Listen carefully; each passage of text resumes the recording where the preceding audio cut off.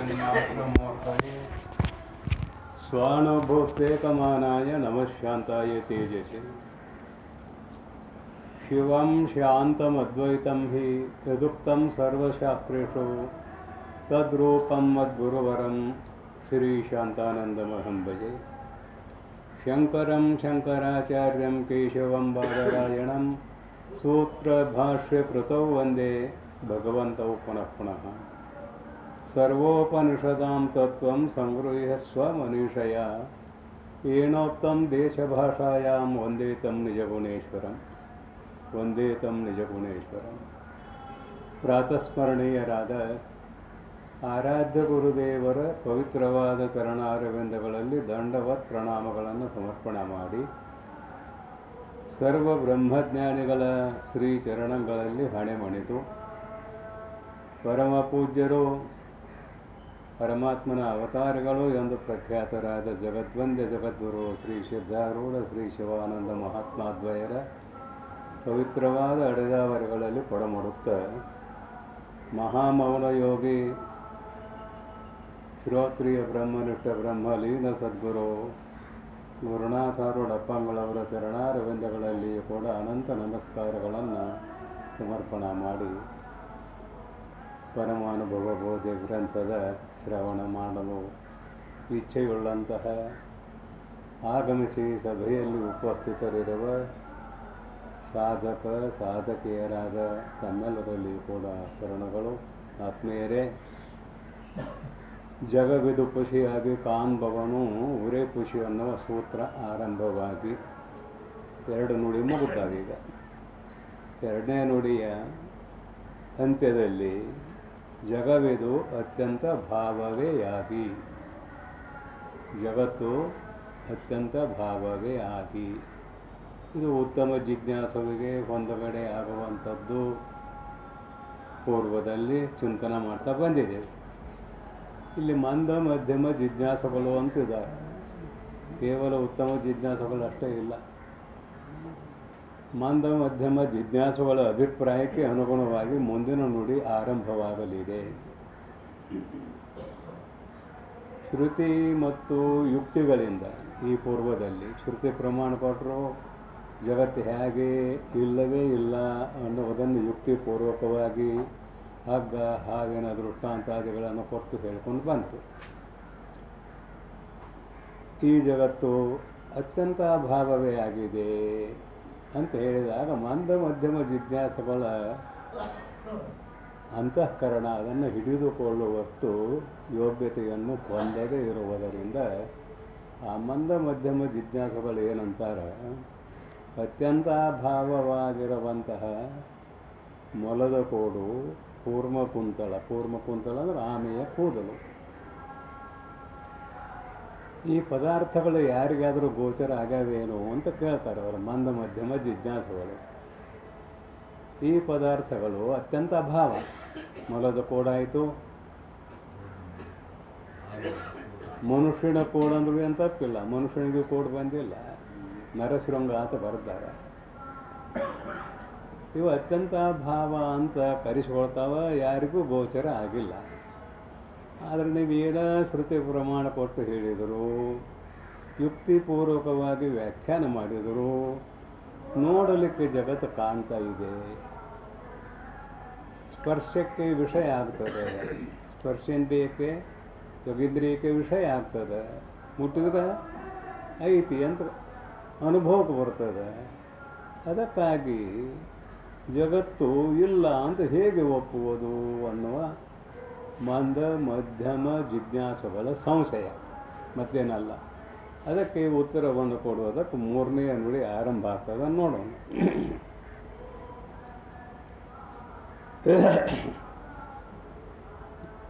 ಎಂದೂ ಇಲ್ಲದ ಜಗವನು ನಿಜವೆಂದು ನಿಜವೂ ಎಂದು ನೀನು ಇಂದು ಬಗೆಯದು ತಾನು ಅಂದವಲ್ಲದೆ ಖುಷಿಯಾಗಿ ಪೋಪುದು ತಿಳಿದಂದು ನೀನದಕ್ಕೆ ಸಾಕ್ಷಿಕನಂತೆ.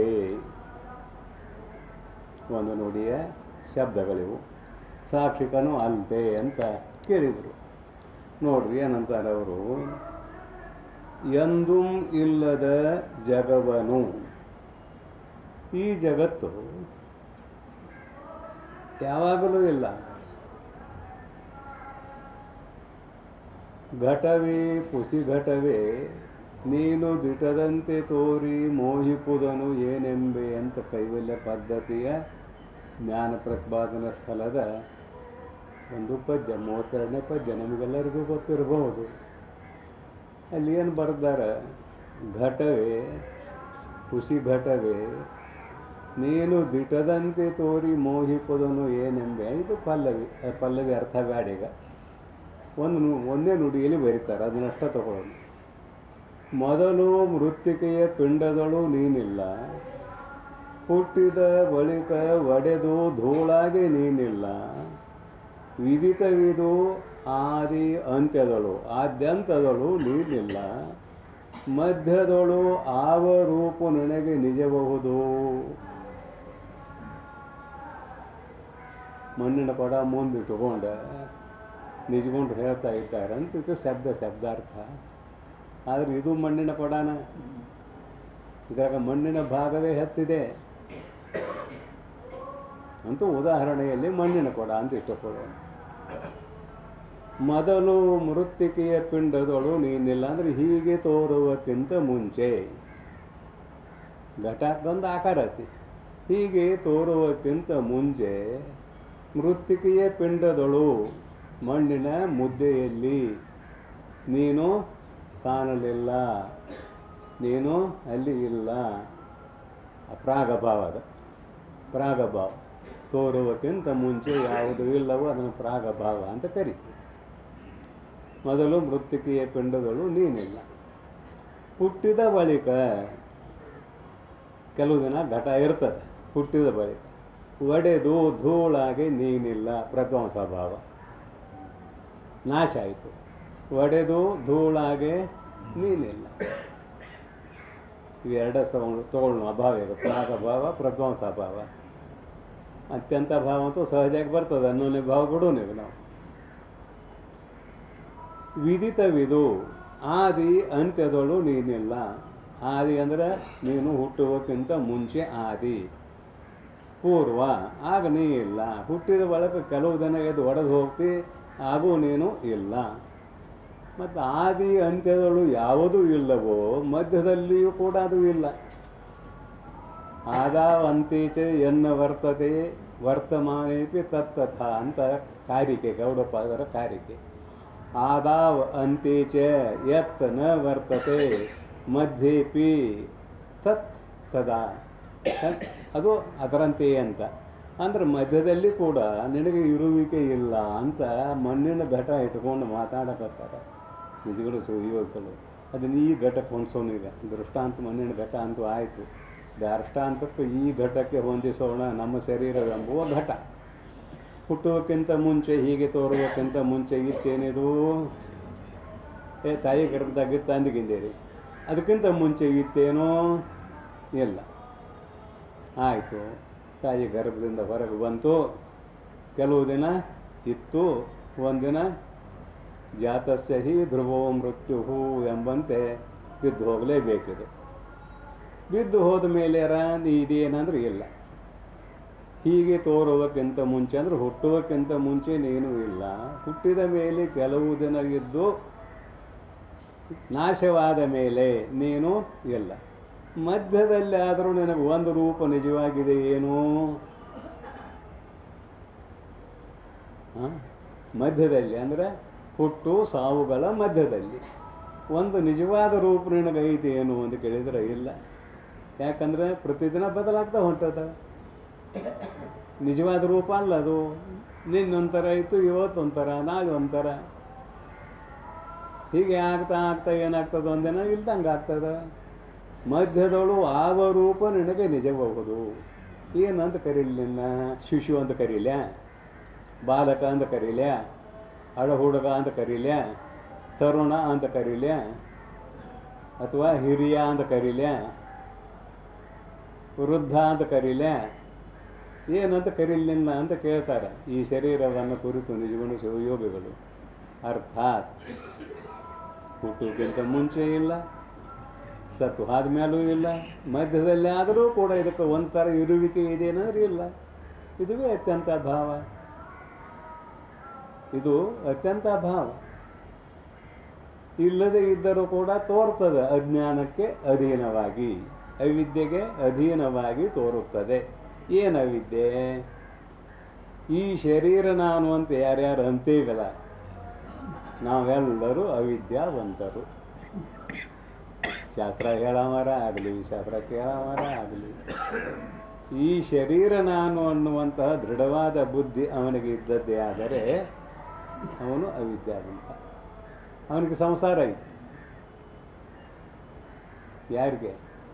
ಈ ಶರೀರ ನಾನು ಅನ್ನುವವನಿಗೆ ಸಂಸಾರ ಐತಿ. ಸನ್ಯಾಸಿಗಳಿಗೆ ಎಲ್ಲಿ ಸಂಸಾರ ಆತ್ರಿ? ಅಂದಿಗಿಂದೇರಿ. ಸಂಸಾರ ಅಂದ್ರೇನು? ಜನನ ಮರಣಕ್ಕೆ ಒಳಪಡುವುದು ಸಂಸಾರ. ಹೆಂಡತಿ ಮಾಡ್ಕೊಳ್ಳೋದು ಸಂಸಾರ ಅಲ್ಲ, ಗಂಡನ ಮಾಡ್ಕೊಳ್ಳೋದು ಸಂಸಾರ ಅಲ್ಲ. ಜನನ ಮರಣಕ್ಕೆ ಒಳಪಡುವುದು ಯಾವುದು ಇದೆಯೋ ಅದು ಸಂಸಾರ. ಪುನರಪಿ ಜನನಂ ಪುನರಪಿ ಮರಣಂ ಇಹ ಸಂಸಾರೇ ಖಲು ದುಸ್ತಾರೆ ಕೃಪಯಾಪಾರೆ ಪಾಹಿ ಮೊರಾರೆ ಭಗವತ್ಪಾದರ ಮಾತು. ಹಾಗಾದ್ರೆ ಶರೀರ ಯಾವ ನಾನು ಅಂತಾನು? ಅವನು ಹುಟ್ಟಿದ ಒಂದಿನ ಸಾಕ್ತ, ಮತ್ತು ಅವನ ಸಂಸಾರಕ್ಕೆ ಒಳಪಟ್ಟಲ್ಲ. ಅವನು ಬಟ್ಟೆ ಯಾವ್ದಾರ ಹಾಕಿರಲಿ, ಯಾವ್ದಾರ ಆಶ್ರಮದಲ್ಲ ಇರಲಿ, ಮತ್ತು ಯಾರಿಗೂ ಸಂಸಾರ ಇಲ್ಲ ಅಂತ ಕೇಳಿದರೆ, ಅಖಂಡ ಚೈತನ್ಯವೇ ನನ್ನ ಸ್ವರೂಪ ಅನ್ನುವ ದೃಢಜ್ಞಾನ ಯಾರಿಗೆ ಆಗಿದೆಯೋ ಅವರಿಗೆ ಸಂಸಾರ ಇಲ್ಲ. ಅವರು ಸಂಸಾರಕ್ಕೆ ಹೊರಗೆ ಇದ್ದಾರೆ. ಪ್ರಾರಬ್ಧ ಕರ್ಮ ಅಧೀನವಾಗಿ ಅವರ ಶರೀರ ಬದುಕಿದೆ, ಅವರ ಶರೀರ ಹೊರಗಿದೆ. ಹಾಗಾದರೆ ಕೇಳಿರೋ ಘಟವೇ ಖುಷಿ ಘಟವೇ ನೀನು ದಿಟ್ಟದಂತೆ ತೋರಿ ಮೋಹಿಪುದನು ಏನೆಂಬೆ ಯುಕ್ತಿ.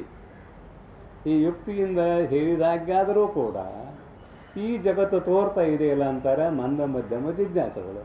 ಯಾಕೆ ಹಾಗಂತಾರ ಅಂದರೆ, ಈ ಶರೀರದಲ್ಲಿ ನಾನು ಎಂಬುವ ಬುದ್ಧಿ ಅವರಿಗೆ ಇರುವುದರಿಂದ. ಇದು ಸುಳ್ಳು. ಮೊದಲು ಈ ಸುಳ್ಳಾದ ಶರೀರವೇ ನಾನು ಅನ್ನುವ ದೃಢವಾದ ಬುದ್ಧಿ ಯಾರ್ಯಾರಲ್ಲಿ ಇದೆಯೋ ಅವರೆಲ್ಲರಲ್ಲಿ ಇದು ಅನ್ವಯ ಆಗ್ತದೆ. ಅವರಿಗೆ ಜಗತ್ತು ಕಾಣುತ್ತದೆ. ಅಂಥವ್ರು ಇಲ್ಲಿ ಪ್ರಶ್ನೆ ಮಾಡ್ತಾರೆ, ನೀವು ಎಷ್ಟೇ ಶ್ರುತಿ ಪ್ರಮಾಣ ಕೊಟ್ಟು ಹೇಳಿರಿ, ಯುಕ್ತಿಯನ್ನು ಬೆರೆಸಿ ಹೇಳಿದ್ರಿ, ಪರಂತು ನಮ್ಮ ಅನುಭವಕ್ಕೆ ಜಗತ್ತು ಕಾಣ್ತಾ ಇದೆ, ಮುಟ್ಟಿದ್ರ ಕೈಗೆ ಸಿಗ್ತಾ ಇದೆ, ಇಲ್ಲ ಅನ್ನೋದು ಹೇಗೆ ಒಪ್ಪುವುದು ಅಂತ ಕೇಳಿದಾಗ ಮುಂದಿನ 3ನೇ ನುಡಿ ಆರಂಭ ಆಗ್ತದೆ. ನೋಡೋಣ್ರಿ. ಎಂದೂ ಇಲ್ಲದ, ಇಲ್ಲಿವರೆಗೆ ಇದ್ರ ವ್ಯಾಖ್ಯಾನ, ಎಂದೂ ಇಲ್ಲದ, ಮೊದಲೂ ಇಲ್ಲದ ಅಂದರೆ ತೋರುವಕ್ಕಿಂತ ಮುಂಚೆಯೂ ಇಲ್ಲದ, ತೋರಿದ ಮೇಲೆ ನಾಶವಾದ ಮೇಲೆಯೂ ಇಲ್ಲದ, ಮಧ್ಯದಲ್ಲಿಯೂ ಕೂಡ ಇದಕ್ಕೆ ಅಸ್ತಿತ್ವ ಇಲ್ಲ. ಮತ್ತು ಯಾರ ಅಸ್ತಿತ್ವದಲ್ಲಿ ತೋರ್ತಾ ಇದೆ? ಆತ್ಮನ ಅಸ್ತಿತ್ವದಲ್ಲಿ ತಾನು ಇಲ್ಲದೇ ಇದ್ದರೂ ಇದ್ದಂತೆ ತೋರುತ್ತಿದೆ. ಆತ್ಮನ ಇರುವಿಕೆಯನ್ನು ಪಡೆದುಕೊಂಡಂತೆ ಆಗಿದೆ, ಪಡ್ಕೊಂಡಿಲ್ಲ. ಆತ್ಮನ ಇರುವಿಕೆಯನ್ನು ಪಡೆದುಕೊಂಡಂತೆ ಆಗಿದೆ. ಮಂತ್ರಿಗಳು ಹನುಮಂತರು, ನಮ್ಮನ್ನು ಆಳವರು, ರಾಜರು, ಅವ್ರ ಕೈಯಾಗಿರುವ ಒಬ್ಬ ಪಿಯೇನು ಕೂಡ ಸಾಹುಕಾರನ. ಯಾರ ಬಲದಿಂದ ಸಾಹುಕಾರವ? ಮಂತ್ರಿಯ ಬಲದಿಂದ ಸಾಹುಕಾರ. ಆ ಮಂತ್ರಿಯ ಸೇವಾ ಮಾಡೋದ್ಬಿಟ್ಟು ಕಡಿಕಾಗಲಿ ಅವನಿಗೇನಾರ ಬೆಲೆ ಇದೆ ಅನ್ನೋದ್ರೆ ಇರುವುದಿಲ್ಲ. ಹಾಗೆ ಆತ್ಮನ ಸನ್ನಿಧಾನದಲ್ಲಿ ಇಲ್ಲದೆ ಇರುವ ಜಗತ್ತು ಇದ್ದಂತೆ ತೋರುತ್ತಿದೆ. ಇಷ್ಟೇ ಇದ್ದಾಗ ನಮ್ಮ ಶರೀರ ಬದಲು ಮಾಡಿಕೊಂಡು ಇಡೀ ಜಗತ್ತು. ಅದಕ್ಕೆ ಎಂದೂ ಇಲ್ಲದ ಜಗವನು, ಯಾವಾಗಲೂ ಇಲ್ಲದೇ ಇರುವಂತಹ ಈ ಜಗತ್ತನ್ನು ನೀನು, ಮುಂದೊಂದು ಶಬ್ದ ಇದೆ, ನೀನು ನಿಜವೆಂದು ಅನ್ನೋದ್ರ ಮುಂದೆ ನೀನಿಂದು ಅಂತಿದೆ ನೋಡು. ನೀನು ಮಾಡೋದಿಲ್ಲ, ಪದಚ್ಛೇದ. ನೀನು ನಿಜವು ಎಂದು ಬಗೆಯದು ತಾನು. ನೀನು ಅಂದರೆ ಸಾಧಕ, ಮಂದ ಮಧ್ಯಮ ಜಿಜ್ಞಾಸವಾಗಿರುವ ಸಾಧಕ. ಜಗತ್ತಂತೂ ಎಂದೂ ಇಲ್ಲವೇ ಇಲ್ಲ. ಇಲ್ಲದೆ ಇದ್ದರೂ ಕೂಡ ನೀ ಏನಂತ ತಿಳ್ಕೊಂಡಿದ್ದಿ? ಇದು ನಿಜವು, ಜಗತ್ತು ಸತ್ಯವಾದದ್ದು. ನಿಜ ಅಂದರೆ ಸತ್ಯ. ಶ್ರೀಮನ್ನಿಜಗುಣ ಶಿವಯೋಗಿಗಳ ಶಾಸ್ತ್ರದಲ್ಲಿ ನಿಜ ನಿಜ ಅನ್ನೋ ಶಬ್ದ ಎಲ್ಲಿ ಬರ್ತದೆ, ಅದು ಸತ್ಯ ಸತ್ಯ ಅಂತ ಅರ್ಥ. ನೀನು ನಿಜವೆಂದು ನೀನು ಇಂದು ಬಗೆಯದು ನೀನು ತಿಳಿದ ನಿನ್ನ ಭಾವನೆಯದು. ಬಗೆದ ತಿಳಿದ ಬಗೆಯದು ಭಾವನೆಯು ಅದು. ಇದು ನಿನ್ನ ಭಾವನೆಗೆ, ಜಗತ್ತಿಗೆ ಇರುವಿಕೆ ಇಲ್ಲ. ಆದರೆ ನೀನು ಇದೆ ಎಂದು, ಇಲ್ಲದೆ ಇದ್ದದ್ದನ್ನು ಇದೆ ಎಂದು ತಿಳಿದುಕೊಂಡಿದ್ದೀಯ. ತಪ್ಪು ತಿಳುವಳಿಕೆ. ಯಾಕಂದ್ರೆ ತಪ್ಪು ತಿಳುವಳಿಕೆ. ಹಗ್ಗದಲ್ಲಿ ಹಾವು ಎಂದೂ ಇಲ್ಲ. ಭ್ರಾಂತ್ಯಾತ್ಮಕ ಕಾಲದಲ್ಲಿ ತೋರ್ತದ. ಭ್ರಾಂತ್ಯಾತ್ಮಕವಾದ ಸರ್ಪ ತೋರ್ತದೆ. ಆದರೆ ಐತೇನು, ಅದಕ್ಕೆ ಇರುವಿಕೆ ಐತೇನು? ಐತೇನದು ಅಂದ್ರೆ ಇಲ್ಲ, ಅದಕ್ಕೆ ಇರುವಿಕೆಯೂ ಇಲ್ಲ. ಮತ್ತು ತೋರೋದಿಲ್ಲೇನ? ತೋರ್ತದೆ. ಇದು ಎಲ್ಲರೂ ಅನುಭವಕ್ಕೆ ಬರೋ ಯುಕ್ತಿ. ಎಲ್ಲರೂ ಅನುಭವಕ್ಕೆ ಬರುವಂಥ ಯುಕ್ತಿ ಬೆರೆಸಿದಾರೆ ಹಿಂದೆ. ಇಲ್ಲದ ಹೆಂಗೆ ತೋರ್ತದೆ ಅಂತ ಕೇಳಿದ್ರೆ, ಹಗ್ಗದಲ್ಲಿ ಇಲ್ಲದೇ ಇರುವ ಹಾವು ತೋರಿದಂತೆ ಜಗತ್ತು ತೋರುತ್ತದೆ ಅನ್ವಯ. ಇನ್ನು ಕಪ್ಪಿ ಚಿಪ್ಪ ಉಳಿದು ಎಲ್ಲ ದೃಷ್ಟಾಂತ ಅನ್ವಯ ಮಾಡ್ಕೊಂಡ್ಬಿಡ್ರಿ. ಇಲ್ಲಿ ಟೈಮ್ ಹಾಳು ಮಾಡೋದು ಬೇಡ, ಒಂದು ದೃಷ್ಟಾಂತ ಸಾಕು. ಅದಕ್ಕೆ ಎಂದೂ ಇಲ್ಲದೆ ಇರುವಂತಹ ಜಗತ್ತನ್ನು ನೀನು ಇಂದು ಸತ್ಯವೆಂದು ತಿಳಿದುಕೊಂಡಿದ್ದೀಯಲ್ಲ, ಅದು ನಿನ್ನ ಭಾವನೆ. ನಿನ್ನ ಭಾವನೆಗೆ ಅದು ವಿಷಯ, ನಿನ್ನ ಭಾವನೆ ಅದು ತಾನು. ಅಂದವಲ್ಲದೆ ಇದು ಯೋಗ್ಯವೂ ಅಲ್ಲದೆ. ಅಂದವು ಅಂದರೆ ಯೋಗ್ಯವು, ಅಲ್ಲದೆ ಇದು ಯೋಗ್ಯವೂ ಅಲ್ಲ. ನೀನು ತಿಳಿದುಕೊಂಡದ್ದು ಯೋಗ್ಯವೂ ಅಲ್ಲ ಅಂದರೆ ಯಥಾರ್ಥವೂ ಅಲ್ಲ. ಯಥಾರ್ಥ ಇದರಲ್ಲಿ ಇಲ್ಲ, ಯಥಾರ್ಥತೆ ಅಲ್ಲ. ಏನಂತಾರೆ, ನಡ್ಕೊಂಡು ಶಬ್ದ ಬಿಡೋನು, ಖುಷಿಯಾಗಿ ಪೋಪುದು ಅನ್ನೋದನ್ನು ಬಿಡೋನು. ಅದನ್ನು ಬಿಟ್ಟು ಮುಂದಿನ ಶಬ್ದ ತಗೊಳ್ರಿ. ತಿಳಿದಂದು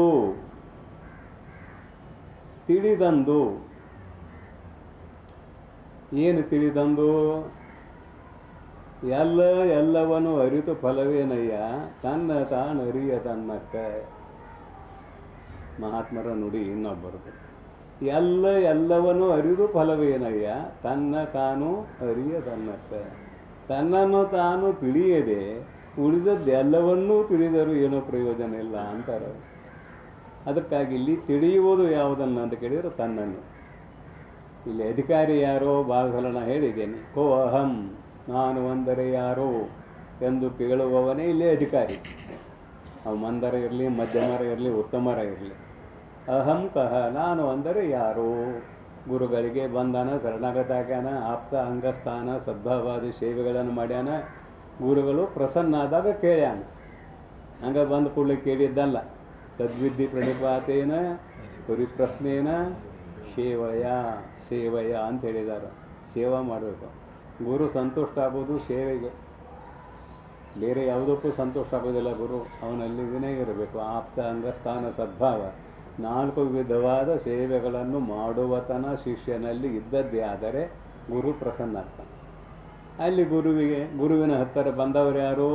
ಕೋ ಅಹಂ, ನಾನು ಅಂದರೆ ಯಾರು ಅನ್ನುವ ಪ್ರಶ್ನೆ ಯಾರಿಗೆ ಬಂದಿದೆ ಅವರು ಗುರುಗಳ ಹತ್ತಿರ ಬಂದ.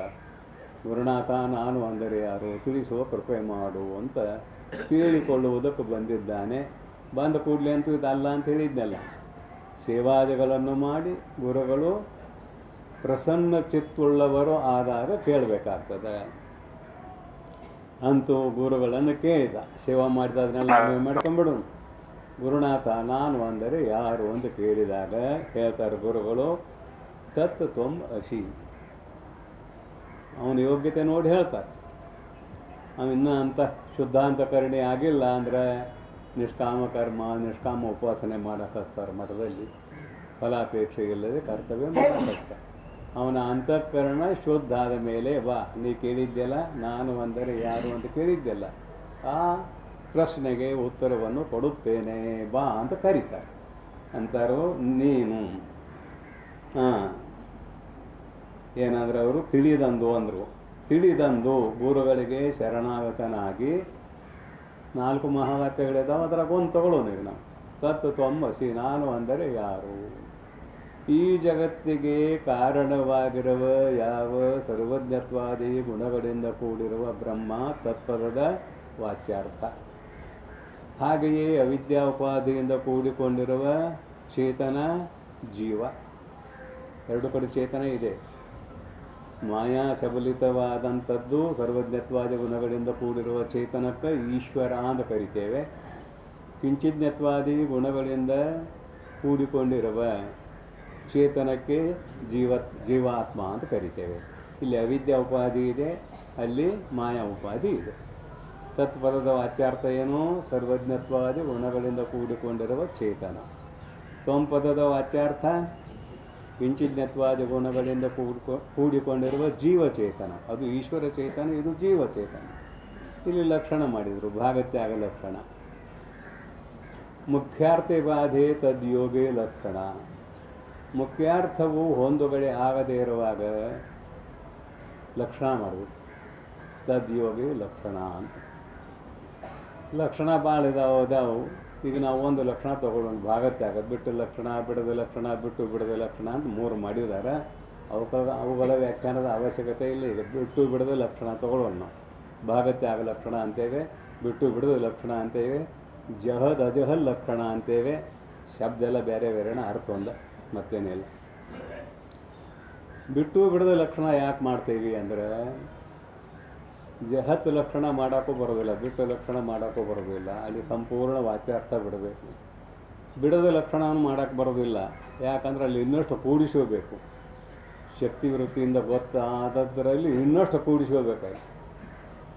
ಸರ್ವಜ್ಞತ್ವ ಕಿಂಚಿಜ್ಞತ್ವ ವಿರೋಧ ಆಗುವುದರಿಂದ ಇನ್ನಷ್ಟು ಕೂಡಿಸಿಕೊಂಡೆ ಅಂದರೆ ಇನ್ನಷ್ಟು ವಿರೋಧ ಆಗ್ತದೆ. ಅದಕ್ಕೆ ಬಿಡದ ಲಕ್ಷಣವನ್ನು ಮಾಡೋಕ್ಕೆ ಬರೋದಿಲ್ಲ. ಮತ್ತೇನು ಮಾಡಬೇಕಂದ್ರೆ ಬಿಟ್ಟು ಬಿಡದ ಲಕ್ಷಣ ಮಾಡಬೇಕು. ಒಂದಷ್ಟು ಬಿಡಬೇಕು, ಒಂದಷ್ಟು ಇಟ್ಕೋಬೇಕು. ವಾಚ್ಯಾರ್ಥದಲ್ಲಿ ತೋರುವ ಪದಾರ್ಥ ಅದರಲ್ಲಿ ಕೆಲವೊಂದು ಬಿಡಬೇಕು, ಕೆಲವೊಂದು ಇಟ್ಕೋಬೇಕು. ಈಗ ತತ್ಪದದ ವಾಚ್ಯಾರ್ಥ ಸರ್ವಜ್ಞತ್ವಾದಿ ಗುಣಗಳಿಂದ ಕೂಡಿಕೊಂಡಿರುವ ಈಶ್ವರ ಚೇತನ ಅಂತೀವಿ. ಆ ಸರ್ವಜ್ಞತ್ವಾದಿ ಗುಣಗಳು ಅವನಲ್ಲಿ ಯಾವಾಗಲೂ ಇರುತ್ತವೆಯೋ ಹೇಗೆ ಅಂತ ಕೇಳಿದರೆ ಯಾವಾಗಲೂ ಇರೋದಿಲ್ಲ. ಮಾಯಾ ಉಪಾಧಿಗೆ ಅಧೀನವಾಗಿ ಅಲ್ಲಿ ತೋರ್ತಾವೆ ಅಷ್ಟೇ. ಉಪಾಧಿಗೆ ಅಧೀನವಾಗಿ ಅಲ್ಲಿ ತೋರ್ತಾವೆ. ಯಾಕೆ ಹಿಂಗೆ ಹೇಳ್ತೇವೆ ಅಂದರೆ ಸಾಕ್ಷಿ ಚೇತ ಕೇವಲೋ ನಿರ್ಗುಣಶ್ಚ. ಆತ್ಮತತ್ವ ಸಾಕ್ಷಿ ಇದ್ದಾನೆ, ಕೇವಲ ಇದ್ದಾನೆ, ಅಲ್ಲಿ ಗುಣಗಳಿಲ್ಲ. ನಿರ್ಗುಣಶ್ಚ, ಅವನು ಕೇವಲ ನಿರ್ಗುಣ ಸ್ವರೂಪ, ನಿರವಯವ. ಹೀಗಾಗಿ ಸರ್ವಜ್ಞತ್ವಾದಿ ಗುಣಗಳು ಮಾಯಾ ಉಪಾಧಿಯಿಂದ ಆತ್ಮನಲ್ಲಿ ತೋರುತ್ತವೆ ಅಲ್ಲದೆ ನಿಜವಾಗಿ ಆತ್ಮನಲ್ಲಿ ಸರ್ವಜ್ಞತ್ವಾದಿ ಗುಣಗಳು ಇಲ್ಲ. ಅವನು ಬಿಡಬೇಕು. ಸರ್ವಜ್ಞತ್ವಾದಿ ಗುಣಗಳನ್ನು ಬಿಡಬೇಕು. ಚೇತನ ಅಷ್ಟ ಉಳಿಸ್ಕೋಬೇಕು. ಹಾಗೆಯೇ ಕಿಂಚಿಜ್ಞತ್ವಾದಿ ಗುಣಗಳನ್ನು ಬಿಡಬೇಕು. ಅವಿದ್ಯಾ ಉಪಾಧಿಯಿಂದ ತೋರುವ ಜೀವಚೇತನದಲ್ಲಿರುವ ಕಿಂಚಿಜ್ಞತ್ವಾದಿ ಗುಣಗಳನ್ನು ಬಿಡಬೇಕು. ಇಲ್ಲೂ ಚೇತನ ಉಳಿಸ್ಕೋಬೇಕು. ಆದರೆ ಮಾಯಾ ಉಪಹಿತ ಚೇತನ, ಅವಿದ್ಯಾ ಉಪಹಿತ ಚೇತನ ಅಂತ ಲಕ್ಷಾರ್ಥ.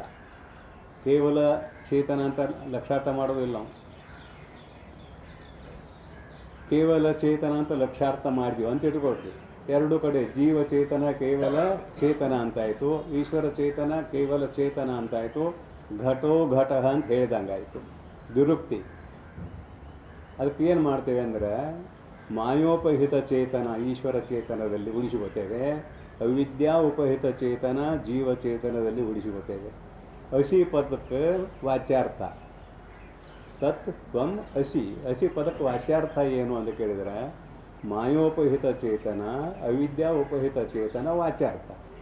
ಅದಕ್ಕೆ ಲಕ್ಷ್ಯಾರ್ಥ ಏನು ಅಂತ ಕೇಳಿದರೆ ಉಪಹಿತ ಭಾಗವನ್ನು ಬಿಡ್ತೇವೆ, ಮಾಯಾ ಉಪಹಿತ ಭಾಗವನ್ನು ಬಿಡ್ತೇವೆ, ಅವಿದ್ಯಾ ಉಪಹಿತ ಭಾಗವನ್ನು ಬಿಡ್ತೇವೆ. ಹಾಗೆ ಎರಡೂ ಕಡೆ ಚೇತನ ಅಷ್ಟ ಉಳಿತದ. ಅದು ಲಕ್ಷ್ಯಾರ್ಥ, ಹಸಿ ಪದದ ಲಕ್ಷ್ಯಾರ್ಥ. ಇಷ್ಟು ಹೇಳಿದಾಗ ಅವನ ಅಂತಃಕರಣ ಶುದ್ಧ ಆಗಿತ್ತು ಅಂದರೆ ಜೀವಚೇತನಕ್ಕೂ ಈಶ್ವರ ಚೇತನಕ್ಕೂ ಭೇದ ಇಲ್ಲ. ಅದುವೇ ನೀನು, ಅದೇ ನಿನ್ನ ಸ್ವರೂಪ ಅಂತ ಗುರುಗಳು ಉಪದೇಶ ಮಾಡ್ತಾರೆ.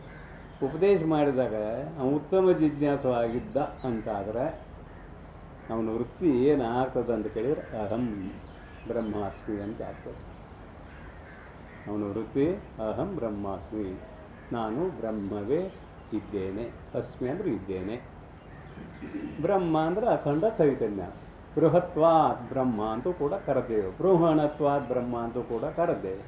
ಹೆಂಗಂದ್ರೆ ಏನು, ದೊಡ್ಡದು ಅಂತ ಅರ್ಥ ಅಷ್ಟೇ. ಯಾಕೆ ಇದನ್ನು ಹೇಳಿದ್ವಿ ದೊಡ್ಡದು ಅಂತ? ಆತ್ಮತತ್ವ ಒಂದೇ ಇದೆ, ಅಲ್ಲಿ ದೊಡ್ಡದು ಸಣ್ಣದು ಹೇಳಕ್ಕೆ ಬರೋದಿಲ್ಲ. ಆದರೆ ಈಗ ಜಗತ್ತನ್ನು ಇಟ್ಕೊಂಡು ಪ್ರಶ್ನೆ ಮಾಡ್ಯಾನ ಶಿಷ್ಯ. ಅದಕ್ಕಾಗಿ ಜಗತ್ತಿನ ಎಷ್ಟೋ ಪಟ್ಟು ದೊಡ್ಡದಿದೆ ಆತ್ಮತತ್ವ, ಅದಕ್ಕಾಗಿ ದೊಡ್ಡದು ಅನ್ನುವಂಥ ಅಭಿಪ್ರಾಯ. ಹೀಗೆ ಭಾಗತ್ಯಾಗ ಲಕ್ಷಣ ಮುಖಾಂತರ ಗುರುಗಳು ತತ್ವಮಸಿ, ಅಯಮಾತ್ಮ ಬ್ರಹ್ಮ, ಪ್ರಜ್ಞಾನಂ ಬ್ರಹ್ಮ, ಅಹಂ ಬ್ರಹ್ಮಾಸ್ಮಿ ಅನ್ನುವ 4 ಮಹಾವಾಕ್ಯಗಳ ಅರ್ಥವನ್ನು ಹೇಳಿದಾಗ ನೀನು ಆ ಅರ್ಥವನ್ನು ಸರಿಯಾಗಿ ತಿಳಿದದ್ದೇ ಆದರೆ, ಅದನ್ನು ಬರೆದರು, ತಿಳಿದಂದು ನೀನು 4 ಮಹಾವಾಕ್ಯಗಳ ಅರ್ಥವನ್ನು ಯಥಾರ್ಥವಾಗಿ ಎಂದು ತಿಳಿಯುತ್ತೀಯೋ ಅಂದು ಖುಷಿಯಾಗಿ ತೋರ್ಪದು ಜಗತ್ತು. ಈ ಜಗತ್ತು ಖುಷಿಯಾಗಿ ತೋರ್ಪದು. ಈ ಜಗತ್ತು ಆವಾಗ ನಿನಗೆ ನಿಜವಾಗಿಯೂ ಮಿಥ್ಯಾಭೂತವಾಗಿ ತೋರುತ್ತದೆ. ತೋರುತ್ತದೆ ಅನ್ನೋ ಶಬ್ದ ಇದೆ. ಮಿಥ್ಯಾಭೂತವಾಗಿ ತೋರುತ್ತದೆ ಅಂದ್ರೇನು? ಹಗ್ಗದಲ್ಲಿ ತೋರುವ ಹಾವಿನಂತೆ ಜಗತ್ತು ತೋರ್ತದೆ, ಇದಕ್ಕೆ ಅಸ್ತಿತ್ವ ಇಲ್ಲ. ಹಗ್ಗದಲ್ಲಿ ಹಾವು ತೋರ್ತದೆ, ಅದಕ್ಕೆ ಅಸ್ತಿತ್ವ ಇಲ್ಲ. ಕಪ್ಪೆ ಚಿಪ್ಪಿನಲ್ಲಿ ಬೆಳಿ ತೋರ್ತದೆ, ಅದಕ್ಕೆ ಅಸ್ತಿತ್ವ ಇಲ್ಲ.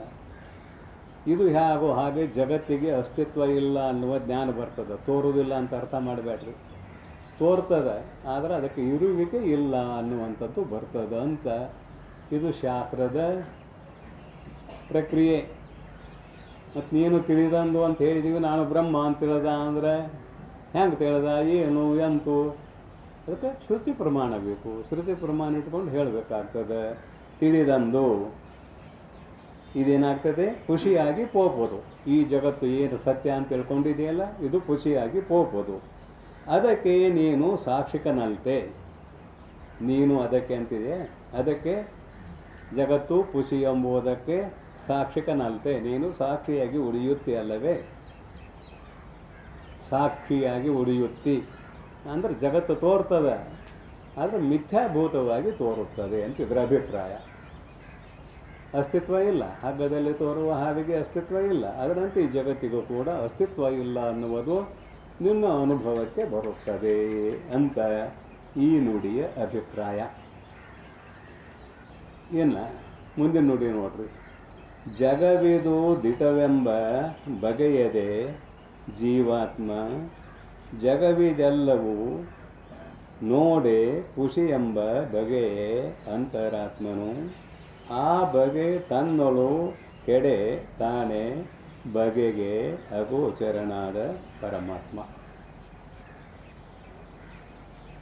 ಇಲ್ಲಿ ಜೀವಾತ್ಮ, ಅಂತರಾತ್ಮ ಮತ್ತು ಪರಮಾತ್ಮ ಅಂತ 3 ಭಾಗ ಮಾಡ್ತಾರೆ. ನಮ್ಮ ನಿಮ್ಮೆಲ್ಲರ ಸ್ವರೂಪ ಆಯಾಯ ಉಪಾಧಿಯಿಂದ ಕೂಡಿಕೊಂಡಾಗ ಜೀವಾತ್ಮ, ಅಂತರಾತ್ಮ, ಪರಮಾತ್ಮ ಎರಡರಲ್ಲಿ ಉಪಾಧಿ ಇದೆ, ಪರಮಾತ್ಮನಲ್ಲಿ ಉಪಾಧಿ ಇಲ್ಲ. ನೋಡೋಣ, ಒಂದೊಂದು ಶಬ್ದ ತಗೊಂಡು ನೋಡೋಣ. ಅದನ್ನು ಏನಂತಾರೆ?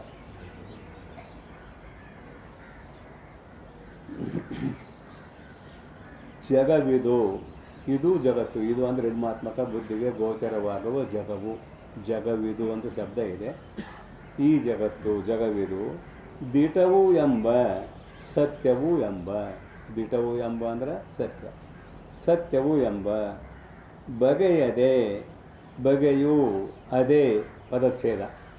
ಬಗೆಯದೆ ಅಂತ ಶಬ್ದ ಇದೆ ಅಲ್ಲಿ, ಪುಸ್ತಕ ಇಟ್ಕೊಂಡವರು.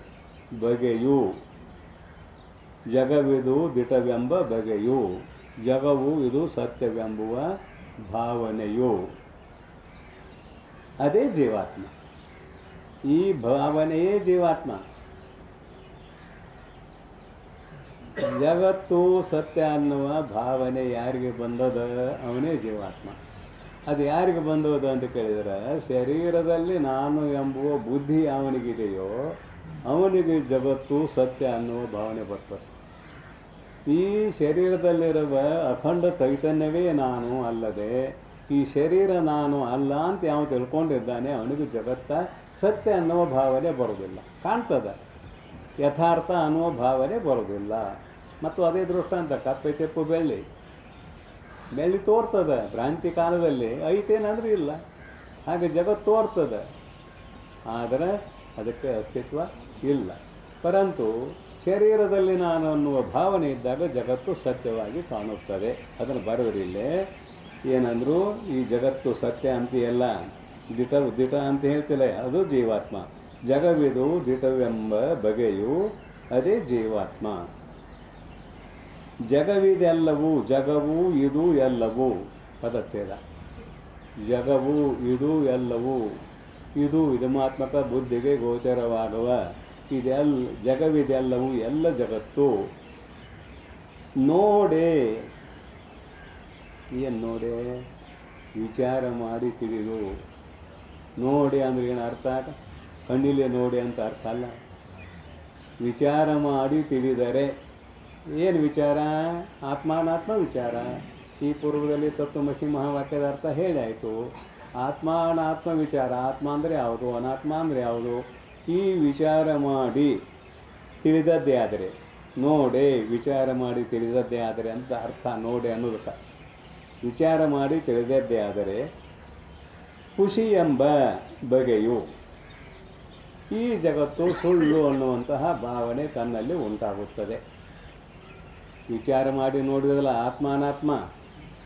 ಆತ್ಮ ಅನಾತ್ಮ ನೋಡಿದಂದ್ರೆ ಆತ್ಮವೇ ನಾನು, ಈ ಜಗತ್ತು ಈ ಶರೀರ ಮೊದಲು ಮಾಡಿಕೊಂಡು ಇಡೀ ಜಗತ್ತು ಅನಾತ್ಮ. ಅನಾತ್ಮ ಅಂದರೆ ಆತ್ಮ ಅಲ್ಲ, ಜಡ ಪದಾರ್ಥ.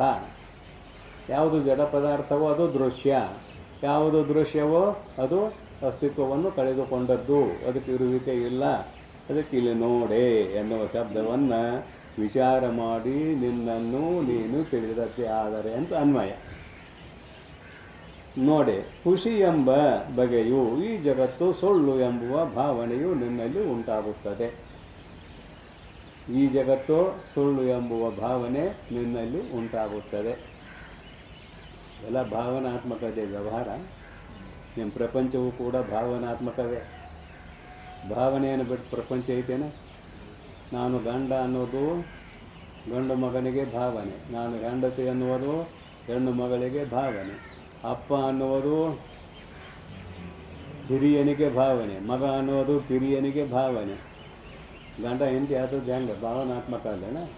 ಹುಟ್ಟಿದ ಕೂಡಲೇ ಯಾರು ಗಂಡ ಹೆಂಡತಿ ಆಗಿದ್ದೀರಿ? ಆಗಾಗ ನಾ ಕೇಳ್ತಾನೆ ಇರ್ತೀನಿ. ಇದನ್ನು ಹುಟ್ಟಿದ ಕೂಡಲೇ ಯಾರು ಗಂಡ ಅಲ್ಲ ಹೆಂಡತಿ ಅಲ್ಲ, ಮತ್ತು ಭಾವನೆಯಿಂದ ಗಂಡ ಹೆಂಡತಿ ಆದ್ರಿ. ಮತ್ತು ಆ ಭಾವನೆಯಿಂದಲೇ ಜಗತ್ತು ಸತ್ಯ, ಜಗತ್ತು ಸುಳ್ಳು ಅನ್ನೋದು ಗೊತ್ತಾಗ್ತದೆ. ಅದಕ್ಕಾಗಿ ಇಲ್ಲಿ ಜಗತ್ತು ನಿನ್ನನ್ನು ನೀನು ಯಾವಾಗ ತಿಳಿತೀಯಲ್ಲ, ಈ ಜಗತ್ತು ಖುಷಿ ಅನ್ನುವ ಭಾವನೆ ಬರ್ತದೆ. ಅದನ್ನು ಬರೀತಾರೆ ಇಲ್ಲಿ. ಖುಷಿ ಎಂಬ ಬಗೆಯು, ಖುಷಿ ಎಂಬುವ ಭಾವನೆಯು ಬರುತ್ತದೆ. ಅದು ಏನಂತ ಕೇಳಿದರೆ ಅಂತರಾತ್ಮನು. ಅಂತರಾತ್ಮನು ಇಲ್ಲಿ ಏನಾಗಿದೆ ಅಂತ ಕೇಳಿದರೆ, ಶರೀರದ ನಾನಲ್ಲ, ಶರೀರಕ್ಕಿಂತ ನಾನು ಬೇರೆ ಇದ್ದೇನೆ, ತಿಳಿದಾವಂತ ಸುದ್ದಿ ಇದು.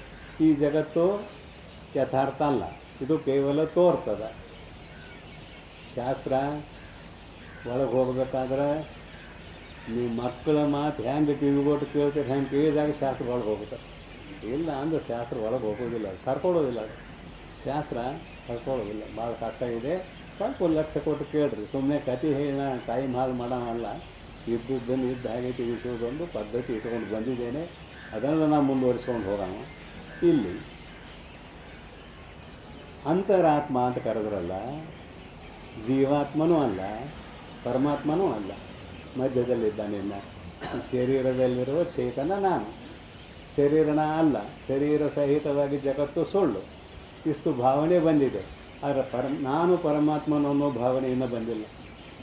ಅದಕ್ಕಾಗಿ ಅವ್ನಿಗೆ ಏನಂತ ಕರೆದಾರಂದ್ರೆ ಅಂತರಾತ್ಮ ಅಂತ ಕರೆದಾರೆ. ಅದನ್ನ ಬರೀತಾರೆ ಇಲ್ಲಿ. ಜಗವಿದೆಲ್ಲವೂ ನೋಡಿ ವಿಚಾರ ಮಾಡಿ ನೋಡಲು ಖುಷಿ ಎಂಬ ಬಗೆಯು ಅಂತರಾತ್ಮನು. ಆ ಬಗೆ ತನ್ನೊಳು ಕೆಡೆ, ಆ ಬಗೆ ಈ ಜಗತ್ತು ಸತ್ಯವೂ ಅಲ್ಲ ಮಿಥ್ಯವೂ ಅಲ್ಲ. ಈಗ ಮೊದಲ ಕೆಡೆ ಅಂತಾರಲ್ಲ, ಈ ಜಗತ್ತು ಸತ್ಯವೂ ಅಲ್ಲ ಸುಳ್ಳು ಅಲ್ಲ. ಅವನ ಭಾವನೆಗೆ ಸದ್ಯಕ್ಕೆ ಈ ಜಗತ್ತು ಸತ್ಯ ಮತ್ತು ಮಿಥ್ಯೆ ಎರಡೂ ಅಲ್ಲ. ಬಗೆ ತನ್ನೊಳು ಕೆಡೆ, ಅಂದರೆ ಸತ್ಯ ಅಂತೂ ಹೇಳಕ್ಕೆ ಬರೋದಿಲ್ಲ, ಸುಳ್ಳು ಅಂತೂ ಹೇಳಕ್ಕೆ ಬರೋದಿಲ್ಲ, ಕೆಟ್ಟು ಹೋಯಿತು ಅಂತ ಕೇಳಿ ತಾನೇ ಬಗೆಗೆ ಅಗೋಚರನಾದ ಪರಮಾತ್ಮ, ತಾನೇ ತನ್ನ ಸ್ವರೂಪವೇ ಬಗೆಗೆ ಭಾವನೆಗೆ ಅಗೋಚರ ನಿಲುಕದ ಪರಮಾತ್ಮ. ಪರಮಾತ್ಮ ಅಂದ್ರೆ ಅಖಂಡ ಚೇತನ ಅಂತ ಅಭಿಪ್ರಾಯ. ಪರಮಾತ್ಮ ಅಂದ್ರೆ ಅಖಂಡ ಚೇತನ, ಈಶ್ವರ ಚೇತನ ಅಲ್ಲ. ಇಲ್ಲಿ ಅಲ್ಲಿ ಭಾಗತ್ಯಾಗ ಲಕ್ಷಣ ಮಾಡಿ ಮುಗಿಸಾಗೈತೆ ಅದು ಹಿಂದಿನ ನುಡಿಯಲ್ಲಿ. ಅಖಂಡ ಚೇತನ ತಾನೇ ಪರಮಾತ್ಮ. ಭಾವನೆ ಕೆಟ್ಟು ಇಲ್ಲಿ ಶರೀರದಲ್ಲಿ ನಾನು ಎಂಬುವ ಭಾವನೆ ಏನಿತ್ತೋ ಅದು ಜೀವಾತ್ಮ ಆಯಿತು. ಶರೀರನ ಅಲ್ಲ, ಒಳಗಿರುವ ಚೇತನ ಈ ಜಗತ್ತು ಸುಳ್ಳು. ಮೊದಲು ಮಿಥ್ಯಾ ಸತ್ಯ ಅನ್ನೋ ಭಾವನೆ ಬಂದಿತ್ತು, ಇದು ಸುಳ್ಳು ಅನ್ನೋ ಭಾವನೆ ಬಂದಿತ್ತು. ಅದೆರಡೂ ಕೆಟ್ಟವು. ಸತ್ಯ ಅನ್ನೋದು ಕೆಟ್ಟಿತು, ಸುಳ್ಳು ಅನ್ನೋದು ಕೆಟ್ಟಿತು. ಅದು ಯಾವಾಗ ಎರಡೂ ಕೆಡ್ತದ ಪರಮಾತ್ಮ ಆಗ್ತಾನೆ. ಅದು ಎರಡೂ ಇದ್ದಾಗ ಅಂತರಾತ್ಮ ಆಗ್ತಾನೆ. ಕೆಟ್ಟಿತು ಆವಾಗ ಏನಾದ? ಪರಮಾತ್ಮ ಆದ, ತಿಳಿಸುವುದಕ್ಕಾಗಿ. ಪರಮಾತ್ಮ ಆದ ಅಂದ್ರೆ ಮೊದಲು ಏನಾಗಿದ್ದೀವ? ಭೂತಾಗಿದ್ದೇನೆ. ಮೊದಲು ಪರಮಾತ್ಮನೇ, ಮೊದಲು ಪರಮಾತ್ಮನೇ. ಮುಕ್ತಶ್ಚ ವಿಮುಚ್ಯತೆ ಶಾಸ್ತ್ರ ಇದೆ. ಮುಕ್ತನೇ ಮುಕ್ತನಾಗುತ್ತಾನಲ್ಲದೆ ಬದ್ಧನು ಮುಕ್ತನಾಗುವುದಿಲ್ಲ. ಮೊದಲು ಪರಮಾತ್ಮ, ಮೊದಲು ಚೇತನ ಸ್ವರೂಪ, ಈಗಲೂ ಕೂಡ ಚೇತನ ಸ್ವರೂಪ ಆದ ಅಂತ ಹೇಳಿದ್ರಲ್ಲ. ಯಾಕಂದರೆ ನಾನು ಪರಮಾತ್ಮ ಅಲ್ಲ ಅನ್ನುವ ಭಾವನೆ ಬಂದಿತ್ತು, ಈಗ ನಾನು ಪರಮಾತ್ಮ ಅನ್ನುವ ಭಾವನೆ ಬಂತು. ಅದು ಕೆಡಬೇಕ, ಅದು ಕೆಡ್ತದ, ಅದು ಸಹಜ ಆಗಬೇಕು, ಅದು ಸಹಜ ಆಗಬೇಕು. ಶುದ್ಧ ವಿದ್ಯೆಯಿಂದ ಅರಿಯುವುದು ಒಂದು ಮುಂದೆಲ್ಲ ಬರ್ತದೆ ಇದ್ರ ವಿಷಯ. 4ನೇ ಸಂಧಿಯಲ್ಲಿ, ಇದು 3ನೇ ಸಂಧಿ ಸದ್ಯಕ್ಕೆ. 4ನೇ ಸಂಧಿಯಲ್ಲಿ ಸೂಕ್ಷ್ಮವಾಗಿ ವಿಷಯ ಇನ್ನೂ ಬರ್ತದೆ. ಈಗ ನಾವು ಕೇಳ್ಕೊತ ಹೋಗೋಣ ಎಷ್ಟು ಸಾಧ್ಯವೋ ಅಷ್ಟು.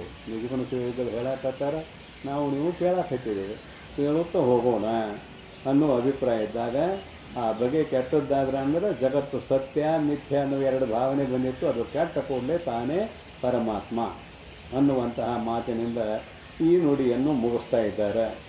ಜಗವಿದು ದಿಟವೆಂಬ ಬಗೆಯದೇ ಜೀವಾತ್ಮ, ಜಗವಿದೆಲ್ಲವೂ ನೋಡಿ ಖುಷಿ ಎಂಬ ಬಗೆಯು ಅಂತರಾತ್ಮನು. ಆ ಬಗೆ ತನ್ನೊಳು ಕೆಡೆ ತಾನೇ ಬಗೆಗೆ ಅಗೋಚರನಾದ ಪರಮಾತ್ಮ. ಇಲ್ಲಿ ಪರಮಾತ್ಮ ಅಂದರು, ಬಗೆಗೆ ಅಗೋಚರನಾದ ಆ ಶಬ್ದದ ವ್ಯಾಖ್ಯಾನ ಸ್ವಲ್ಪ ಮಾಡ್ತೇನೆ ಇಷ್ಟೇ. ಬಗೆಗೆ ಅಂದ್ರೆ ಪರಮಾತ್ಮ ಹಾಗೆ ಇದ್ದಾನೆ ಹೀಗೆ ಇದ್ದಾನೆ ಅಂತ ಬಡದಾಡ್ತಾ ಇದ್ದಾರೆ ಲೋಕದಲ್ಲಿ ಜನರು. ಏನೇನೋ ಬಡದಾಡ್ತಾ ಇದ್ದಾರೆ. ವೈಷ್ಣವರು ವಿಷ್ಣು ದೊಡ್ಡವಂತಾರೆ, ಶೈವರು ಶಿವ ದೊಡ್ಡವಂತಾರೆ, ಶಾಕ್ತೆಯರು 5 ದೇವತೆಗಳು ದೊಡ್ಡವು ಅಂತ ಅವ್ರು ಅಂತಾರೆ. ಬಡದಾಡ್ತಾ ಇದ್ದವರು ನೋಡಿದ್ದೀವಿ. ಇವತ್ತು ಜ್ಞಾನ ಇಲ್ಲದಕ್ಕೆ ಬಡದಾಡ್ತಾ ಇದ್ದಾರೆ. ಪರಮಾತ್ಮ ಒಬ್ಬನೇ ಇದ್ದಾನೆ. ಏಕಂ ಸತ್ ವಿಪ್ರಾಹ ಬಹುಧಾ ವದಂತಿ. ಒಂದೇ ಸದ್ರೂಪವಾದ ಆತ್ಮತತ್ವವನ್ನು ವಿಪ್ರಾಹ ಶಾಸ್ತ್ರಗಳನ್ನು ಓದಿದವರು ಬಹುಧಾ ವದಂತಿ ಅನೇಕ ರೂಪದಲ್ಲಿ ಪರಮಾತ್ಮನು ಇದ್ದಾನೆ ಅಂತ ಅನೇಕತ್ವವನ್ನು ತರ್ತಾರಲ್ಲಿ ಅವರು. ಅನೇಕತ್ವ ಅನ್ನೋದಿಲ್ಲ. ಇಲ್ಲ, ನೀವು ಯಾರಿಗಾರ ನಮಸ್ಕಾರ ಮಾಡಿರಿ ಆ ಚೈತನ್ಯಕ್ಕೆ ಮುಟ್ಟುವುದು. ಪರಂತು ಬಡದಾಡವ್ರು ಯಾರು ಅಂತ ಕೇಳಿದ್ರೆ ಪರಮಾತ್ಮನ ಯಥಾರ್ಥವಾದ ಸ್ವರೂಪವನ್ನು ತಿಳಿಯದೇ ಇದ್ದವರು ಬಡಿದಾಡುತ್ತಾರೆ. ಪರಮಾತ್ಮನ ಯಥಾರ್ಥವಾದ ಸ್ವರೂಪವನ್ನು ಯಾರು ತಿಳಿದ್ದಾರೆ? ಎಲ್ಲರ ಒಳ ಹೊರಗೆ ತುಂಬಿರುವ ಅಖಂಡ ಚೈತನ್ಯ ಒಂದೇ ಇದೆ. ಅದುವೇ ನನ್ನ ಸ್ವರೂಪ ಅನ್ನುವ ಜ್ಞಾನ ಅವನಿಗೆ ಬಂದಾಗ ಬಡದಾಟಲ್ಲಿ ಇಲ್ಲವೇ ಇಲ್ಲ. ಇಂತಹ ಅಖಂಡ ಚೈತನ್ಯ ಹೇಗಿದೆ ಅಂದರೆ ಮನಸ್ಸಿಗೆ ನಿನ್ನ ಭಾವನೆಗೆ ಗೋಚರ ಆಗ್ತದೇನಂತ ಕೇಳಿದ್ರೆ ಆಗೋದಿಲ್ಲ. ಮನಸ್ಸಿಗೆ ಗೋಚರ ಆಗೋದಿಲ್ಲ, ಬುದ್ಧಿಗೆ ಗೋಚರ ಆಗೋದಿಲ್ಲ. ಯಾಕೆ ಆಗೋದಿಲ್ಲ ಅನ್ನೋದು ಪೂರ್ವದಲ್ಲಿ ಹೇಳ್ಕೊಂಡು ಬಂದಾಗಿದೆ. ಒಂದು ವೇಳೆ ಮನ ಬುದ್ಧಿಗೆ ಆತ್ಮತತ್ವ ಗೋಚರ ಆದರೆ, ವಿಷಯನೂ ಆದರೆ ಏನಕ್ಕನವ? ಜಡ ಆಗ್ತಾನೆ. ವಿಷಯ ಅಂದರೆ ಜಡ ಪದಾರ್ಥ. ಆತ್ಮ ಜಡ ಆದ, ಮನ ಬುದ್ಧಿಗಳು ಚೇತನ ಆದವು. ಅದಕ್ಕೆ ಮನಸ್ಸಿಗೂ, ಇಲ್ಲಿ ಭಾವನಾ ಶಬ್ದಕ್ಕೆ ಮನಸ್ಸಿಗೂ ಬುದ್ಧಿಗೂ ಆತ್ಮತತ್ವ ಗೋಚರ ಅಲ್ಲ. ಹೋಗಲಿ, ಇದೆಲ್ಲ ಶಾಸ್ತ್ರದ ಮಾತಾಯಿತು. ನಾವು ನೀವು ಇದ್ರ ಬಗ್ಗೆ ಮಾತಾಡೋನಲ್ಲ. ನಮ್ಮ ಸ್ವರೂಪ ಏನು ಅಂತ ಕೇಳಿ ದೃಷ್ಟಿನ ಶಾಸ್ತ್ರ ಕೇಳಿದ್ದೀರಿ. ಶರೀರ ನಾನಲ್ಲ, ಬುದ್ಧಿ ನಾನಲ್ಲ, ಮನಸ್ಸು ನಾನಲ್ಲ, ಇಂದ್ರಿಯಗಳು ನಾನಲ್ಲ. ಅದರ ಒಳಗೆ ಹೋಗೋಣ. ಯಾರು? ಜೀವಚೇತನ ನಾನು ಅನ್ನೋನು, ಏನು ತಪ್ಪಿಲ್ಲ. ಜೀವಚೇತನ ನಾನು, ಏನು ತಿಳಿದಂದ್ಯೋ ತಿಳಿಯದೆ ಅಂದ್ಯೋ ಜೀವಚೇತನ ತಿಳಿದಂದೆ ಹೆಂಗೈತೆ ಹಂಗಾರೆ ಜೀವಚೇತನ ಈ ಶರೀರದ ತುಂಬ ಐತೋ ಅಥವಾ ಈ ಶರೀರದ ಯಾವ್ದಾರ ಒಂದು ಮೂಲ್ಯಾಗ ಐತೋ ಹೆಂಗೈತಿ ಏನು ಕಾರ್ಗೈತೋ ಕೆಂಪಗೈತೋ ಬೆಳಗೈತೋ ಉದ್ದೈತೋ ಗಿಡ್ಡೈತೋ ಇದಕ್ಕೆಲ್ಲ ಉಪನಿಷತ್ ಬಂದಿದೆ. ದೀರ್ಘ ಅಲ್ಲ, ಹ್ರಸ್ವ ಅಲ್ಲ, ಅಣು ಅಲ್ಲ, ಮಹತ್ ಅಲ್ಲ, ಹೀಗೆಲ್ಲ ಉಪನಿಷತ್ನಲ್ಲಿ ಬಂದಿದೆ. ಈಗ ನಮ್ಮನ್ನು ಪ್ರಶ್ನೆ ಮಾಡಿದ್ರೆ ಜೀವಚೇತನ ನಾನು ಅಂದಾಗ ಯಾರಾದರೂ ಪ್ರಶ್ನೆ ಮಾಡಿದರೆ ಉತ್ತರ ಹೇಳೋಕ್ಕಾಗ್ತದೇನು?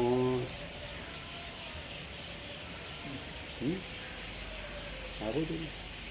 ಯಾಕೆ? ನೋಡೇ ಇಲ್ಲ. ನೋಡೋಕೆ ಬರೋದಿಲ್ಲ. ನೋಡೇ ಇಲ್ಲ ಅಂದರೆ ಏನು? ಆದರೆ ಅನುಭವಕ್ಕೆ ಮಾತ್ರ ಬೇಕು. ನಿಮ್ಮ ಅನುಭವಕ್ಕೆ. ನಾನು ಇದ್ದೇನೆ ಅನ್ನೋ ಅನುಭವ ಯಾರಿಗಿಲ್ಲ.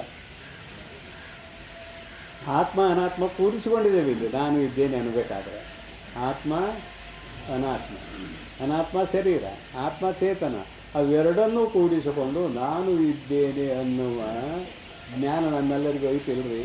ಯಾವ ಪ್ರಮಾಣದಿಂದ ಇದು ಉಂಟಾಯ್ತು ನಿಮಗೆ?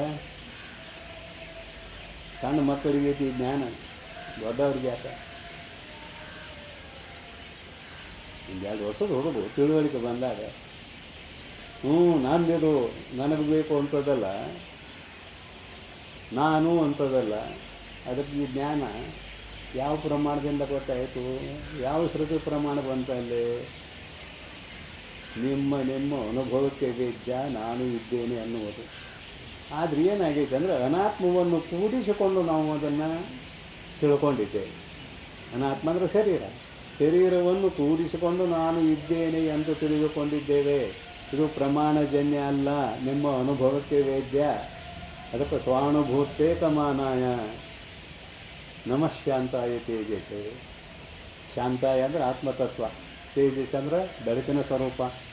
ಅಂಥದ್ದಕ್ಕೆ ನಮಸ್ಕಾರ ಮಾಡ್ತಾನೆ ತತ್ವವೇತ್ತ. ನಮಃ ಶಾಂತಾಯ ತೇಜಸ್. ಇಷ್ಟು ಹೇಳಿದ್ರಿಂದ ಏನು ಗೊತ್ತಾಯಿತು ಅಂತ ಕೇಳಿದರೆ, ಸ್ವಾನುಭೂತೇಕ ಮಾನಾಯ, ಬಗೆಗೆ ಗೋಚರವಲ್ಲ ಅಂತ ಬರ್ತಾರಲ್ಲ ಇಲ್ಲಿ. ನಿಮ್ಮ ಅನುಭವಕ್ಕೆ ಮಾತ್ರ ವೇದ್ಯ. ಒಮ್ಮೆ ಅನುಭವ ಬಂತು, ಅದನ್ನು ಹೇಳಲಿಕ್ಕೆ ಸಾಧ್ಯವೇ ಇಲ್ಲ. ಯಾವುದು? ನಿಮ್ಮ ಸ್ವರೂಪದ ಬಗ್ಗೆ ಹೇಳಲಿಕ್ಕೆ ಸಾಧ್ಯವೇ ಇಲ್ಲ. ಅಜ್ಞಾನಿಗೂ ಸ್ವರೂಪದ ಬಗ್ಗೆ ಹೇಳಲಿಕ್ಕೆ ಸಾಧ್ಯ ಇಲ್ಲ, ತನ್ನ ಸ್ವರೂಪದ ಬಗ್ಗೆ. ಜ್ಞಾನಿಗೂ ತನ್ನ ಸ್ವರೂಪದ ಬಗ್ಗೆ ವಿವರಣೆ ಮಾಡಲಿಕ್ಕೆ ಸಾಧ್ಯ ಇಲ್ಲ. ಮತ್ತು ವ್ಯತ್ಯಾಸ ಇಲ್ಲ ಇಬ್ಬರಿಗೂ. ಏನು ವ್ಯತ್ಯಾಸ? ಒಬ್ಬ ಅಜ್ಞಾನಿಗೂ ತನ್ನ ಸ್ವರೂಪದ ಬಗ್ಗೆ ಹೇಳಲಿಕ್ಕೆ ಬರೋದಿಲ್ಲ. ಜೀವಾತ್ಮ ಅಂದರೆ ಯಾರು ಏನು ಅಂತ ನಾವು ಪ್ರಶ್ನೆ ಮಾಡಿದಾಗ ಉತ್ತರ ಇಲ್ಲ. ಒಬ್ಬ ತತ್ವಜ್ಞಾನಿ, ಅಪ್ಪ ನೀ ಬ್ರಹ್ಮ ತಿಳ್ಕೊಂಡಿದ್ವಿ, ಅದು ಹೆಂಗೈತಿ ಹೇಳು ಅಂದ್ರೆ ಅವನು ಹೇಳಾಗ ಸಮರ್ಥನಲ್ಲ. ಯಾಕೆ? ಅದಕ್ಕಿಂತ ಬೇರೆ ಆದರೂ ಹೇಳ್ಬೇಕು. ಅವನು ಆತ್ಮತತ್ವಕ್ಕಿಂತಲೂ ಭಿನ್ನನಾದರೆ ಹೇಳಬೇಕು ನನ್ನ ಸ್ವರೂಪ ಹೀಗಿದೆ ಅಂತ. ನನ್ನ ಅಂತ ಎಲ್ಲಿ ಶಬ್ದ ಉಪಯೋಗ ಮಾಡ್ತೀರಿ? ಅಲ್ಲಿ ಎರಡಿದ್ದಾವೆ. ನನ್ನ ಹೊಲ, ನನ್ನ ಮನೆ, ನನ್ನ ಪುಸ್ತಕ, ಎಲ್ಲಿ ನೋಡಿ ಮಾಡಿಕೊಡ್ರಿ. ಅಲ್ಲಿ ಒಂದು ಐದು ಎರಡಿದಾವೆ. ನನ್ನ ಅಂದ್ರೆ ಎಲ್ಲೋ ಅಲ್ಲಿ ಎರಡಿದೆ. ನನ್ನ ಸ್ವರೂಪ ಹೀಗಿದೆ ಅಂತ ಅವೇನಾರ ಹೇಳಿದ ಅಂದರೆ ನಮ್ಮ ಸರ್ವಜ್ಞ ಅಂತಾನೆ. ಬೊಮ್ಮವನ್ನು ಅರಿದರೆ ಸುಮ್ಮನೆ ಇರಬೇಕು, ಬೊಮ್ಮವನ್ನು ಅರಿತು ಬಗಳಿದರೆ ಕಳ ಹೋಗಿ ಕೆಮ್ಮಿದಂತಪ್ಪು ಸರ್ವ. ಕಳ್ತನ ಮಾಡೋಕ್ಕಾದಂತ ಕೆಮ್ಮಿದಂತ ಅಲ್ಲಿ ಬಿಡ್ತಾರೆ, ನೀವು ಹಿಡ್ಕೋತಾರೋ ಹೊಡಿತಾರೆ. ಹಂಗೆ ನಾನು ಬ್ರಹ್ಮ ಅಂದ ಅಂದ್ರೆ ಅಲ್ಲಿಗೆ ಶಾಸ್ತ್ರ ಬಿದ್ದು ಹೋಯ್ತು. ಏನೋಪನಿಷತ್ತು ಇದಕ್ಕೆಲ್ಲ ಹಿಂದೊಮ್ಮೆ ಹೇಳಿದ್ದೀನಿ. ನಾನು ಬ್ರಹ್ಮ, ನಾನು ತಿಳ್ಕೊಂಡೆ ಅಂದರೆ ನನಗೇನೂ ತಿಳಿದಿಲ್ಲ ಅಂತ ಗುರುಗಳು ಬಾಯಿ ಮುಚ್ಚಾರ ಅವನ್ನ. ಏನೋಪನಿಷತ್ತು ನೆನಪಾಯಿತು. ಹಂಗೆ ಎರಡು ಮಾತು ಸಾಕು, ಅದು ವಿವರಣೆ ಬೇಡ. ವಿವರಣೆ ಮತ್ತೊಂದು ಸಂದರ್ಭದಲ್ಲಿ ನೋಡೋಣಂತ. ಅಂದರೆ ಬಗೆಗೆ ಅಗೋಚರನಾದ ಅನ್ನುವ ಶಬ್ದಾರ್ಥ, ಮತ್ತೇನಿಲ್ಲ. ನಮ್ಮ ಮನಬುದ್ಧಿಯಾದಿಗಳಿಗೆ ವಿಷಯವಾಗದ ಪರಮಾತ್ಮ. ಆತ್ಮ ಪರಮಾತ್ಮ. ಇಲ್ಲಿ ಪರಮಾತ್ಮ ಅನ್ನೋ ಶಬ್ದ ಇಟ್ಟಿದಾರಲ್ಲ, ಪರಂ ಆತ್ಮ ಪರಮಾತ್ಮ. ಯಾಕೆ ಹೆಂಗಿಟ್ರು ಅದನ್ನು ಸ್ವಲ್ಪ ವಿಶ್ಲೇಷಣೆ ಮಾಡ್ತೇನೆ, ಮತ್ತೇನಿಲ್ಲ. ಪರಮಾತ್ಮ ಅಂತ ಕರ್ಕೊಂಡು ಬಂದಿದ್ದೇವೆ, ಸಹಜವಾಗಿ ರೂಢಿ ಇದೆ. ಆತ್ಮ ಅದಕ್ಕೊಂದು ಹಿಂದಿಯಲ್ಲಿ ಶಬ್ದ ಇಟ್ಟಾರೆ, ಪರ ಅಂತಿದ್ದಾರೆ. ಪರಹ ಆತ್ಮ ಪರಮಾತ್ಮ. ಶ್ರೇಷ್ಠವಾದ ಆತ್ಮ ಅಂತಿಲ್ಲ ಅರ್ಥ. ತಿಳಿಸಾಕೈತೆ. ಶ್ರೇಷ್ಠವಾದ ಅಂತ ಯಾಕೈತೆ?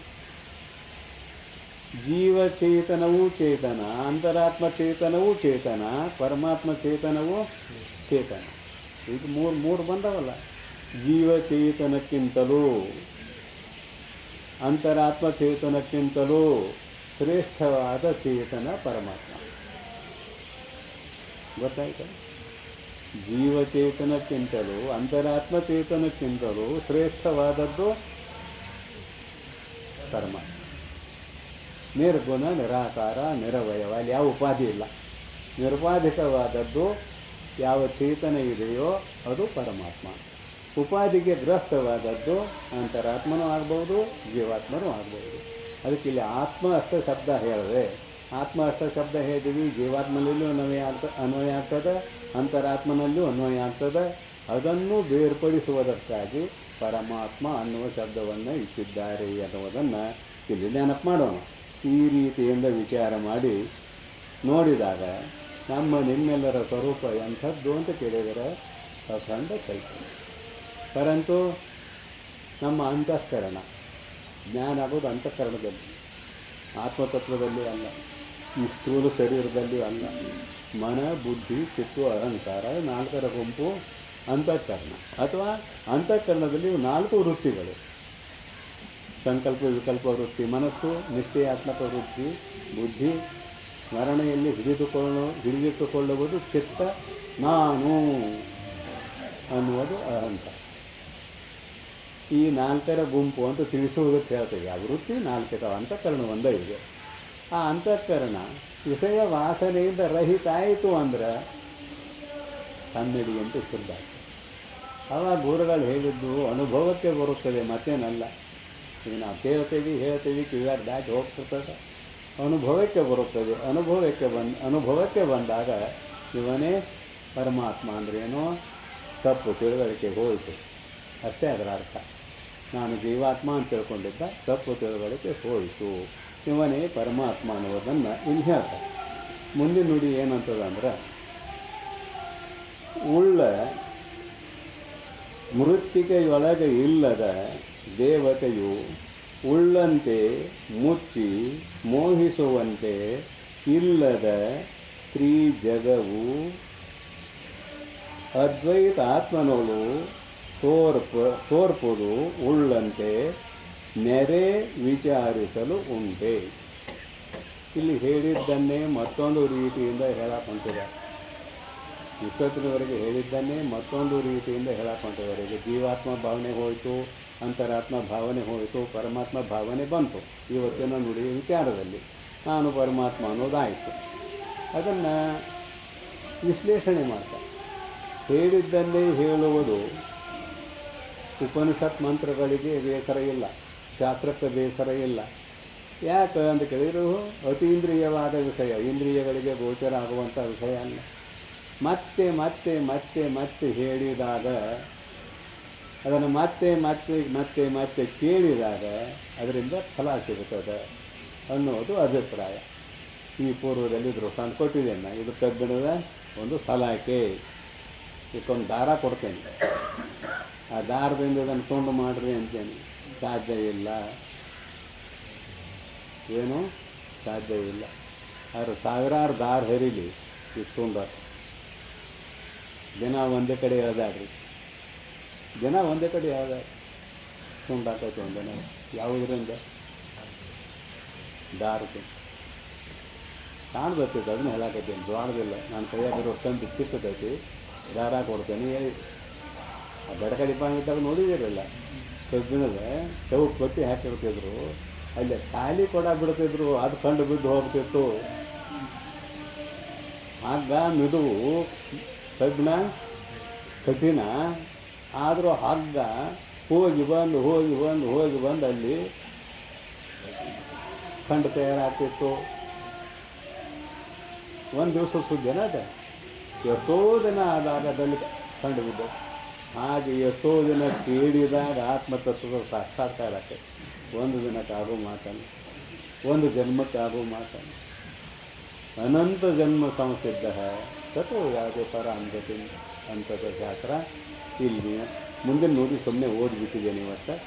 ಆ ನುಡಿಯ ವಿಚಾರವನ್ನು ನಾಳೆಯ ದಿನ ನಾವು ನೀವು ತಿಳಿಯುವನೆಂದು ಹಾರೈಸಿ ವಿರಮಿಸುತ್ತೇನೆ. ಓಂ ತತ್ಸತ್ ಪರಬ್ರಹ್ಮಣೇ ನಮಃ.